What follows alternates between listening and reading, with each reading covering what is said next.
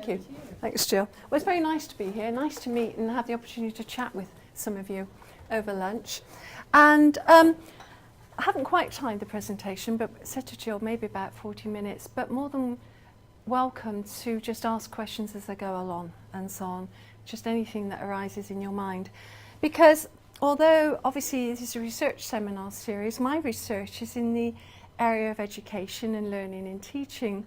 And for me, the whole point of my research is to have an impact on the way that I learn and teach, and hopefully maybe have an impact on the way that others learn and teach, and also to affect the way in which we design our courses, our programs and so on. So I know all of you research and teach, and so you may have a variety of levels of interest in what I'm about to talk about. So please dip in and ask any questions whenever you want to. Right, reflection. What is its role in learning to be a professional? And it's interesting because on a personal basis, we might all think, what does reflection mean to me? To what extent do I reflect? And also, to what extent do I regard myself as a professional? And I would like to say that I regard the term professional as a very broad one. I don't mean it as a professional qualification or necessarily being in a job that's associated with the professional classes. Professional is about an attitude towards one's work based on values that one wants to achieve through one's work. And so when students say, well, I'm not going to be an accountant and I'm not going to be a professional, you know, somebody serving up in a Big Mac can be professional in the way that they do it. And so it's in that broadest sense that one's talking about being a professional. So for me, I've been professional, I suppose, in about 3 different ways during my career. 10 years as an auditor with KPMG. Then I went into higher education and became a teacher. And then after about another 10 years, I started to research, so quite late on.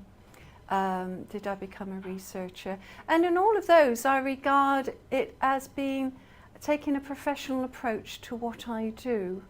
And what's interesting, you might like to think about the various roles in which you act professionally. When I was thinking about this on the train this morning, I thought, as auditor, did I reflect when I worked for KPMG as an auditor? I'm thinking, well, I must have done, but I don't have any clear notion that I was reflecting what I did, although I would regard myself as always a thoughtful person. But as soon as I started to teach, I knew instantly that this was really not a straightforward thing to do, to teach. How was the best way to do it, how to explain your subject, what are the difficulties the students have, how to overcome all of that. I just found it was mental overload for at least 2 years while I started to try and sort that out. And then certainly as a researcher doing a PhD, trying to sort out methodological issues and so on led to a lot of reflection. And that's quite interesting because you'd think you would want an auditor to be a reflective practitioner, and why that might not necessarily be the case we can perhaps come back to and discuss later. But being a professional, learning to be a professional, and I still regard myself as still learning, is quite complicated. And if we think about accounting, what does an accountant do? What are the various roles, functions, things you get involved with, agreements, meetings, communications, whatever? It's a very messy, complex life as a professional. You're working in an environment that's very uncertain, fluid, and it's what Schoen in his book, The Reflective Practitioner, calls the swamp. It's a very messy hinterland. And what's more, within that, one has to draw on an ethical commitment to the values that underpin one's work, and a willingness certainly to look at fresh at your work, at ideas, and to start trying to problematise very often what has been taken for granted. See all of that in learning to be a professional. And indeed, Schoen, when he talks about the reflective practitioner, says that this actually requires a very active response rather than habitual responses to what one does. And of course, as we all know, when we're learning something new, everything's pretty active, but it's a question of how long it takes before we start to become more habitual in what we do and cease to question that. For him, reflection in action is a drawing on experience. And experience, notice, is not just knowledge or skills, but it's knowledge in context, skills in context, understanding about industry, businesses and so on. That experience covers an awful lot. It's also, he says, a connection with one's feelings. That how do we react to something emotionally actually can provide us with quite a lot of information, and certainly how others react emotionally in situations can be very interesting.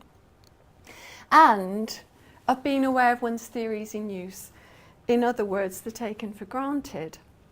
What are the ways we're coming at a situation? What's the frame through which we view it that may or may not be helpful in that particular situation? And so we need reflection in action, he says. And the question is then, how does that relate to what we do with students in higher education? Because let's just contrast this. Professional judgment, which is what we're concerned with really, particularly in the accounting profession, compared with what is often called critical thinking in HE. I've kind of chosen these photographs quite carefully. I hope to emphasise some sort of lack of context here, sterility. A kind of a-theoretical, a-contextual approach to critical thinking that contrasts vividly with that messiness in the swamp. And to me, this is one of the real problems within higher education, that they are away from the work environment. And therefore, how do we engage at those aspects that are so critical to professional judgment, but may not necessarily be there in how we deal with critical thinking in higher education? Now, in higher education, very much in educational research in the last 15 to 20 years, the emphasis has been on the different approaches to learning that students take. And you might be, I always think that they enter the pool here, HE, what are they going to do? Skim the surface or dive deep? And of course, we've got those two different approaches. They're often talked about in education. And the deep approach clearly is related more to what we would expect in order to develop critical thinking skills or an ability to think critically. That deep approach involves an intention to understand, an intention to relate to what is being learnt. It involves relating ideas within our classes and our studies to our previous experience. So we might think now, what previous experience have the students got? How feasible is this for them? And it's about discovering principles, organising principles, making sense of conceptual frameworks. Now, by contrast with that, the surface approach is much more about an intention to pass the exam, pass the assessment, to reproduce knowledge, which is an interesting metaphor, reproducing knowledge. It's about often rote memorization, since there's no inherent meaning for the student, and it would indicate that there's not just necessarily failing to look for underlying principles, but really not grasping that they need to, or that there may be some underlying principles. Now, this has been a big swathe of research within higher education over the last 15 to 20 years, but a lot of it has been generic. It hasn't been within particular subject areas. And so when I did my PhD 94-98, I've been teaching for about 10 years at that point, I was interested in approaches to learning, because clearly I was worried my students are taking surface approaches to learning. What on earth can I do to actually switch them over to deep approaches and develop that better and more critical understanding? It's quite interesting, because what I found was that there were very real issues in accounting. What I did was research approaches to learning. I did phenomenographic research, which is qualitative. It involved long very detailed, rich interviews with only 10 students, but also with 10 lecturers, and looking at what the experience of learning accounting meant to them. And that meant I had to bracket out my own presuppositions, my own theories and so on, very much engage with their very direct experience. And what came out was that the emotions, the feelings of worry, concern and so on were really important to them, particularly for introductory accounting students. Worry about accounting, it's difficult, it's boring, it's about maths, I don't like numbers and all of that. Motivation. This is interesting because the motivation to get a professional qualification, of course, wasn't always associated with a deep approach to learning. In fact, very much associated often with a surface approach to learning. And so, given that an accounting degree is such a vocational qualification, there are issues around this. And then there are issues about what do they think accounting is? And of course, we'll all recognise they think it is about numbers, they think it's objective and so on. Whereas, of course, in our teaching, we're very much concerned with subjectivity, the fact that these are just models that we're setting up in order to account for the financial transactions or economic impact of an organisation. And there's nothing straightforward about a technique. It's the best approach in certain contexts.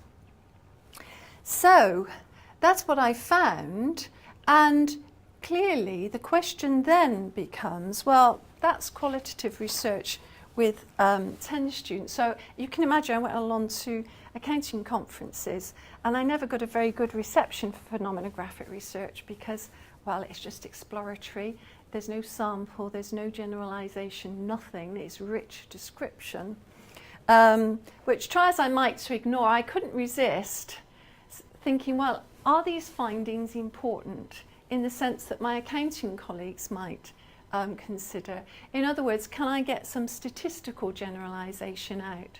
Well, of course, you can do this by setting up questionnaires or inventories as they're concerned.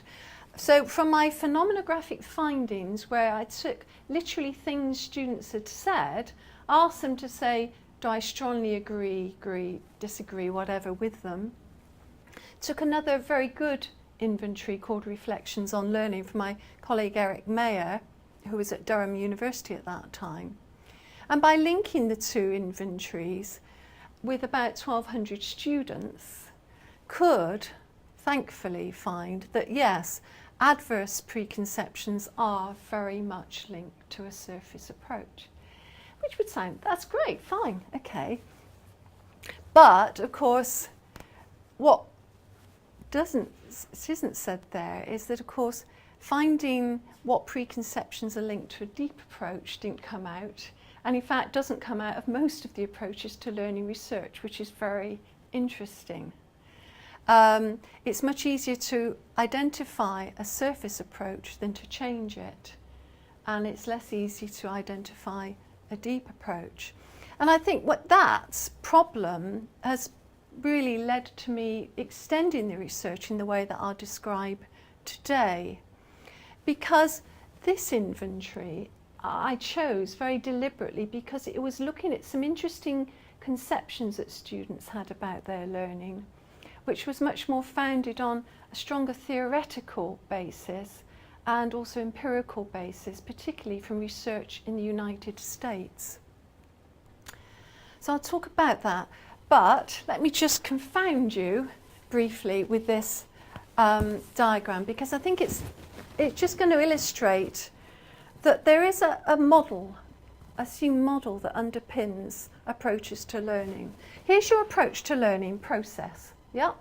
Here's the outcome, the product, a learning outcome, and we hope that is real understanding of the subject. But see this big yellow area, presage. This is John Biggs's model, which underlies a huge amount of very good quality research in education, presage process. What the student brings with them, the framework through which they come into your classroom, and whatever you do may not make any difference to what they then perceive as happening. I'm sure you've all experienced this in some ways. I never said that, I didn't do that, etc. And they carry on acting in their own way, don't they? So if we know more about what they're bringing with them through that door, when I was teaching, I always had an idea that they'd come through with all this baggage with them. I felt like saying, put those suitcases at the back, leave them behind. But of course, I also realised I brought my own in with me as well, which is why thinking about our workshops as much more of an open dialogue can be quite helpful at this point. If we have an idea of what this baggage is that they're bringing with them, then we may be able to accept and engage with that. Motivation is central, which affects literally what they see themselves as doing. How they see their concept, perceive the context is very important, but this is the area that I've most looked at. Conceptions about learning, the subject, and epistemological beliefs. And it's those beliefs about knowledge that came out in the Reflections of Learning inventory. And when I said to Eric Mayer, well, where does that come from? Of course, where it comes from is a whole history of research on beliefs about knowledge that students hold and how it impacts upon their learning. And it's not an area that's come into the UK or Europe that much, and therefore it's precisely that area that I started to focus on. Because if students think accounting's about numbers, it's objectives, it's factual, this is clearly a basic belief about accounting knowledge that is going to be problematic for them in their learning. So that's where I and my colleague Paik Tan at Faculty of Business Law at UE started to do some work. And when we looked into the topic of critical thinking in the educational literature, what we found was very interesting. What is critical thinking? Well, it could be any of those things. And a lot of talk about critical thinking assumes it's a skill, assumes it's an aptitude, or whatever.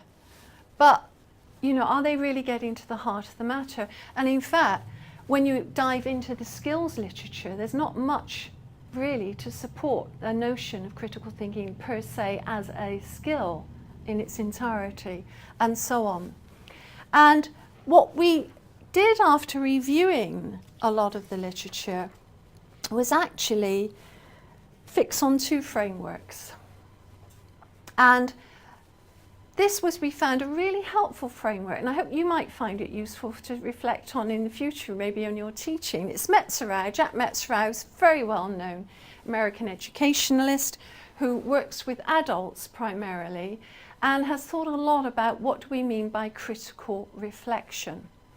And basically he takes the type of action, its nature, the nature of the activity or reflection, and then the nature of any critique or reflection. Habitual action he sees as being very well structured. Repetitive tasks, a classic is double entry bookkeeping, isn't it? Where it's just a technique that you apply and you can go on applying those rules and it produces the figures you want, which he regards as having no critique, and it's not habitual to start with for the students. Actually, this is one area I think that needs much more research, frankly, within accounting, that what allows this to become eventually habitual to the students or to you and me and so on, And I think we'll talk about these down here in just a minute. I think initially they're having to go through something down here before they can get to this. And it's a great shame, I think, that more research hasn't been done on the nature of what beliefs students have to cast aside in order to start to engage with double entry bookkeeping. Anyway, that's a sideline. Thoughtful action. Now, these are these higher order cognitive processes, and if you're familiar with the Bloom's categories of analysis, evaluation, synthesis, and so on, you'll be familiar with those. But the point about this is that it's still not regarded as having a critique, because it's all within one conceptual framework where you might be linking parts of those frameworks together and so on, but there's nothing that is not accepting of that framework or the existing meaning schemes utilised there. Where we start to see reflection come in, according to Metzger, is on problem solving, where, for example, we might be looking at certain techniques and then questioning assumptions about the appropriateness of a technique, comparing it with another, or we might look at content, the facts or evidence that we're drawing on, the nature of that evidence. I think you will find your students doing this quite a lot within HE. Hopefully it's recognisable.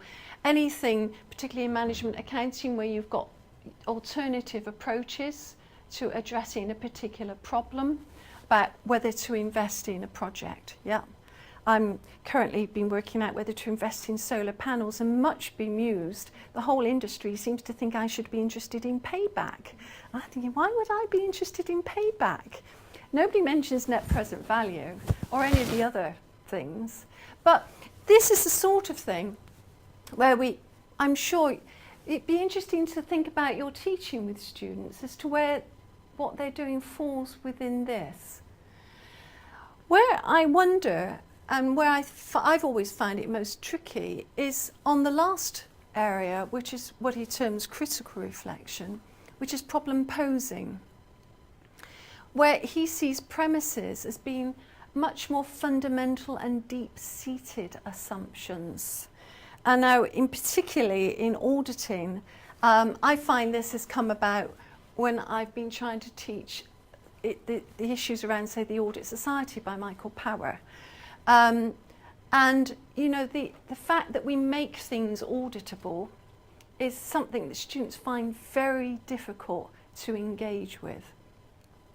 The fact that our assumptions about the nature of evidence could be questioned. I mean, what really bemuses me is that basically evidence is only evidence if it's in writing, if it's by somebody independent, and so on. Whereas actually, in many societies, the only evidence that's really trustworthy is where somebody gives their word to you in person. Now, that's the last thing we would trust in the West. You know, it just won't come in as evidence at all. And yet, in Greenland, for example, for a community to review what's happening and so on, or Africa, that's right, World Service, not too many years ago, we're talking about, had government money been utilised properly in their community? It was only when personal accounts had been given to the community that they could then consider that that had been, in quote, audited. And as you know, auditing is audire to hear, isn't it? And so these really require questions about what counts as knowledge. They might also question about roles in society, all sorts of things like that. And that can be a real problem, I think. It's the sort of thing we try and address by the third unit degree, but to a greater or lesser extent. And the key thing here is critical reflection, that if we are now linking back to professional judgment, surely this is what we should be supporting students in developing a capacity to critically reflect. It's this transformation of beliefs, attitudes, and emotional reactions that comprise meaning schemes. And Metzero's favourite phrase is, we have habits of making meaning, and they're very deep-seated habits, and it's very difficult to throw them off. And yet that is really an opportunity for us as teachers within HE. But of course, it's quite a difficult challenge, as I've always found. Okay, that's in the paper, I won't go through it now, but it is quite different. Again, you might like to think in your own teaching, to what extent are students adding knowledge to existing meaning schemes? Or are they learning new meaning schemes with which to make interpretations about experience? Or are they just adopting rules of thinking within? So that's the contrast to taking on completely new schemes or challenging the ones you have. Well, I've always found that this has been very difficult with students, and in all of our reading, what Peg and I did was identify ways of knowing literature that we thought would be most helpful. And if ever you've read the work of Perry in his work in the 70s with students at Harvard on their stages of intellectual development, the work of Belenki and her colleagues is a Woman's Ways of Knowing is a fascinating read. It's one of those books that once I started reading, I couldn't put it down till I'd finished. And I've often said that to people, and then they come back a few months later and say, oh yeah, I couldn't put it down either. It uses lots of personal examples, quotations from interviews to highlight quite the extent to which students are seeing the world through a framework which probably we would not ourselves identify with, or we might identify with at an earlier stage in our lives. And these ways of knowing is the work of Baxter McGolder, who drew on all of that previous work. She interviewed students at the University of Miami and identified 4 ways of knowing. Absolute way of knowing. Knowledge is factual, right or wrong, black, white, no shades of grey. I'm sure you recognise all of this. And this is interesting because if a student's got an absolute way of knowing, every problem is structured. There's no uncertainty. And if you indicate there might be some uncertainties or problems, they're just going to regard you as being awkward. Yeah, we don't really need to get into all of that. Let's just get this sorted. If there are differences in opinion between experts, it might be about this expert's got the wrong facts, or a misapplication or misunderstanding of them. And if all problems are well structured, you don't really need to gather much evidence or any evidence at all, do you? You know, sometimes in third years, there's research to show this, you assume that students aren't gathering or evaluating evidence because they don't know how to information search. But actually, there's evidence to show they don't search for information because they don't see there's any need to gather evidence. Yeah. Oh, that's just an artifact of the assessment, but really it's all straightforward and I don't really need to do that. Transitional way of knowing. Well, the knowledge, and I've got a lovely quote from one of my interviewees who says, oh, well, yeah, okay, certain things we don't know all the facts yet, but we will in a few years, and then it'll all be completely straightforward. I feel sorry for this student because I've got a feeling he's probably been working for about 4 years now and will probably find that we're no nearer the facts yet. So there are areas of uncertainty, but better evidence, theories or techniques or something will sort this one out. Now, this independent way of knowing is the key stage because finally a student has to acknowledge there's uncertainty in life and we will never crack that one, that this is very complex. The problem here is that suddenly authorities now lose their gloss, yeah? Because, okay, so one authority says this, another authority says that, another says that. And it tends to bring about an anything goes attitude. Well, if they don't know, my opinion's just as good as theirs. So, there we are, that's it. And actually, interestingly, the role of evidence in that context is diminished, if you think about it, because nobody will ever know for sure. So why bother with evidence? And then you get the contextual way of knowing, where exactly the same principles of uncertainty, lack of evidence will we ever know. But the big changes here is that the student or professional says, I'm committed to working out what seems to be the best response, the best way in this context. Recognises that knowledge is contextual. What counts as evidence in one context may not count as evidence in another. Theories here become useful heuristic devices to be used to support practice in context. So it's a commitment issue here, okay? Going to do our best. And that's probably because of values of trying to treat the patient well, do the best for my client, the best for my student, and so on. I'm sure there's a more appropriate way and a less appropriate way. Now, these are lens through which the students see themselves, their teacher, assessment, and of course knowledge. So they come into your classroom, they'll be looking through one of these. And knowing where they are is going to be helpful. Moving on from we're talking about critical thinking skills.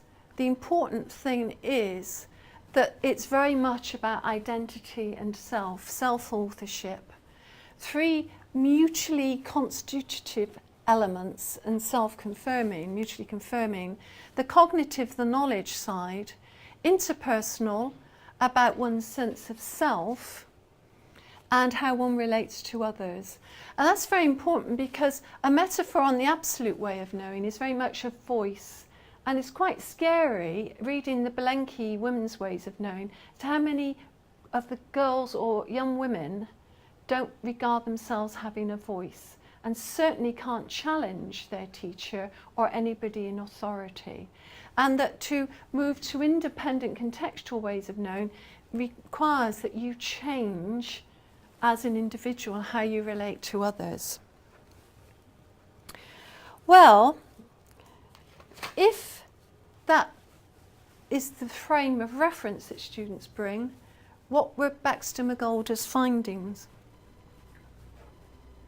I always regard these as depressing findings. These are in 92. Absolute goes down. 4 years of college, year 5 is at work. Okay? Transitional goes up, but senior level, 4th year of college, way high. Independent starts to make a presence felt, but only about 15%. Contextual, tiny. And the shift between transitional and independent comes at work. I'm thinking, well, aren't we losing an opportunity there in education somehow or other? And so when Peg and I did our research with 17 students and 32 long interviews with them, I haven't got a percentage thing because our findings weren't that straightforward. I take this nice multicoloured thing. All you have to do is look for the greens, the absolutes, to see what we've got. And this is third year students, okay? The purple is transitional. Bit of an I coming in here, but we're no C. So all of them, nature of knowledge, transitional, that's fine. Actually, being a business studies student here is quite helpful, and for an accounting student who studies business, because of course you get the contrast of subjects, don't you? And organisational behaviour is such a contrast with accounting that I don't think Emma would think there are facts much in OB and so on. But look at this, role of the lecturer, position of authority, role of peers. It's funny, you know, they'll talk a lot about discussing things with their peers, but when you find out why you're discussing, oh, so I can learn the facts better. It's not so I can compare ideas, compare theories, question what's interesting about the context. So this is why you need quite rich interviews and role of learner very much. Notice this blank on assessment. This is horrible, horrible.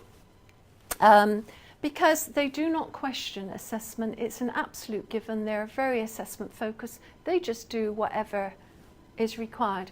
They don't question, does assessment really test for understanding or any of that? Why are we assessed in different ways? They just jump through the hoop. They're like dogs who jump through the hoops. So we can see here then that these findings in New University that we knew quite well indicate there is a problem here, and we've written this up and just having it published in Studies in Higher Education.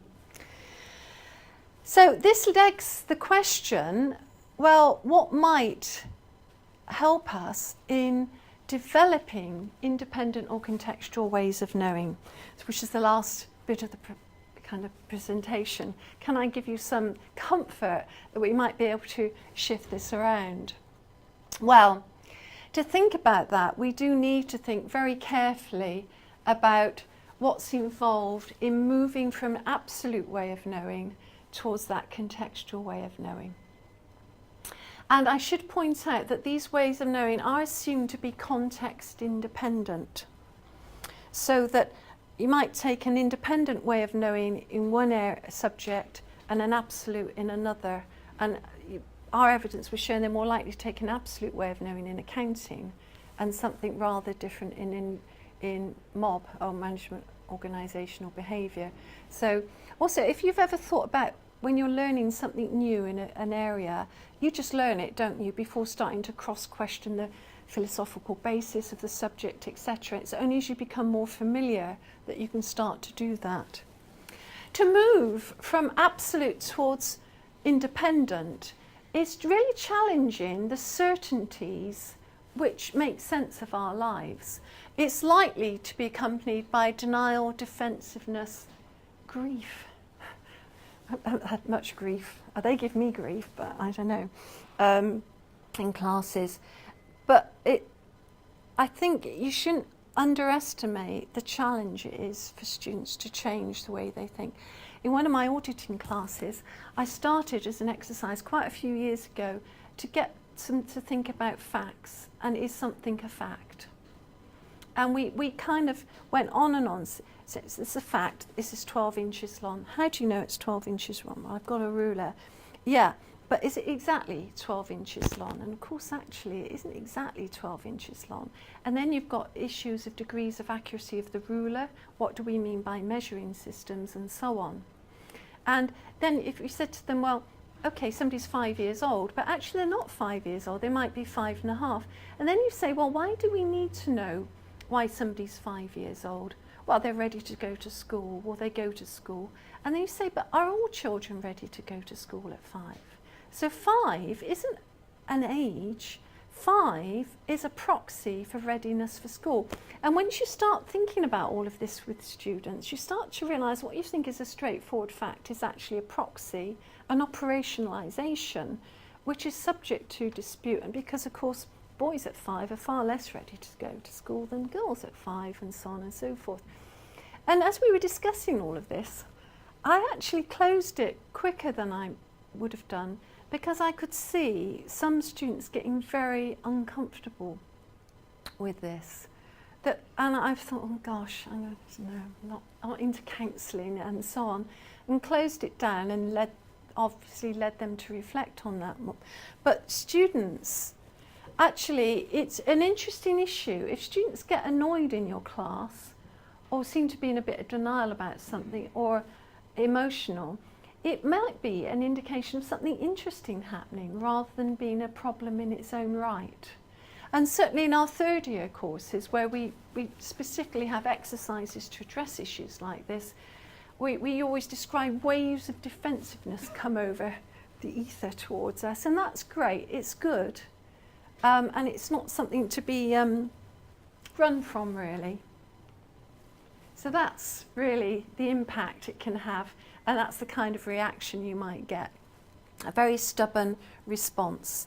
And in fact, Shun, this is interesting, in the reflective practitioner, says the reflective practitioner allows herself to experience surprise, confusion, puzzlement in a unique or uncertain situation.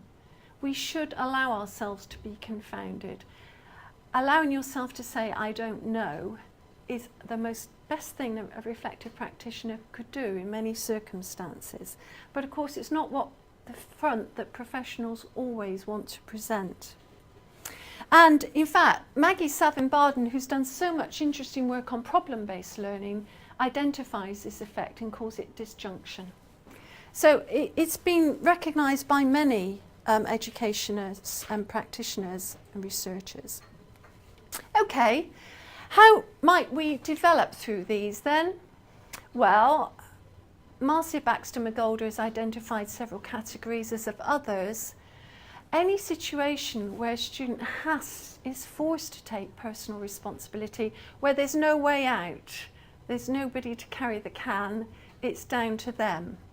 Unfortunately, that doesn't happen a lot in HE. It tends to happen where they've got roles in football clubs, co-curricular activities, work situations, family situations. But rightly, perhaps, we don't necessarily put students in what it can be quite a stressful situation. Dissonance challenge. Putting a situation in a student in a supportive situation, but where their ideas are challenged, where they suddenly see their ideas for what they are, that they're exposed to them, can bring them up short and produce that. I mean, you might like to think about your own learning in various situations, whether educational, family or whatever, where this has happened to you. Particularly where you try and apply your ideas in a new context where they clearly just won't work. And personal relevance, where something becomes acutely relevant to you. And it's often, I think, where something hasn't had much meaning to you until you've been through a particular situation, experience of illness or whatever, when suddenly, for example, learning about organisational behaviour, until suddenly you have that situation arise at work, doesn't have much personal relevance. And this is interesting, where a background of growing resilience means that you're willing to take new ideas on board more easily. And that's often, I have to say, probably why we enjoy teaching mature students so much. Because they've had a few challenges in their lives so far. Probably just getting into higher education was a considerable challenge, where they had to take a lot of responsibility, where they're actually in a new context. And actually, resilience is something we develop, which is why it's so much nicer to be, I don't know, 58 than 25, personally speaking. You know, you've been there, done that a lot more, and there is resilience. Now, if you think about internships and placements, and I see from the flags you have outside that Brunel won an award this year, yep, well done. For work-based learning, or a forward attitude towards work-based learning, very wise and to be esteemed, because of course work-based learning will provide a lot of this as opposed to HE. And so then Paik and I researched the role of placement and looked at the development arising during placement in ways of knowing. And we found there was no cognitive development, but big gains in intra and interpersonal. So much so that the students really saw themselves as transformed, Metzger's term, by the experience. Incredibly valuable. And this was regardless of whether it's, in quotes, a good or a bad placement. And consequently, if one wonders why do placement students get a degree class higher, and there's a lot of evidence they do, we propose from our research that it's very much to do with these two aspects, that they are very much more focused. We call them super-efficient learners in the final year. The problem being, though, HE is most concerned with the cognitive aspects on the whole, and we didn't see a development there. Several reasons for that, it would appear, on the basis of our evidence, which is not extensive. But A, they didn't remember a lot about their studies after year 1 or 2, so they didn't actually take a lot of knowledge with them to placement. The second was that very often the type of experiences on placement do not readily associate with the type of knowledge that they have been learning or theories that they've been learning. But we do see there's still a huge amount of scope for it to take place, but that it's going to need quite a lot of engagement with learners during their placement and support from the workplaces, with much more support from years 1 and 2 towards this in order to achieve it. The trouble is, I mean, these students we interviewed all did reflective diaries and logs and so on, portfolios, but they adopted very much what we called a recipe following approach. David Bowd has used this term, tick the boxes, quite an instrumentalist approach to reflection. And maybe we need to be looking at that much more carefully. So, going back then to where I started, about learning to be a professional, it seems to me that what we need within higher education is a much greater focus away from critical thinking skills, which I see as being in the first 2 or 3 categories of that Metzgerau framework, towards thinking what can we do to shift them towards more independent and contextual ways of knowing, recognising that that is not an easy task by a long way. But I think that we should, both as teachers in HE, as researchers in education, and in professional training, because the work that Paik and I did was sponsored by the Institute of Chartered Accountants England Wales, as well as the Higher Education Academy. You know, what should we all be doing to support learning to be a professional? And in the paper I have set out some of our responses to that. But you know, not a vast amount of evidence so far as that's concerned, and yeah, it's an open question, but to me that seems a very valuable way to be working with our learning in teaching. Yes, they have to learn double entry bookkeeping, but at the end of the 3 years, you know, what kind of student is actually going out either to the accounting profession or the business world, or just to society in general? So I'll stop there.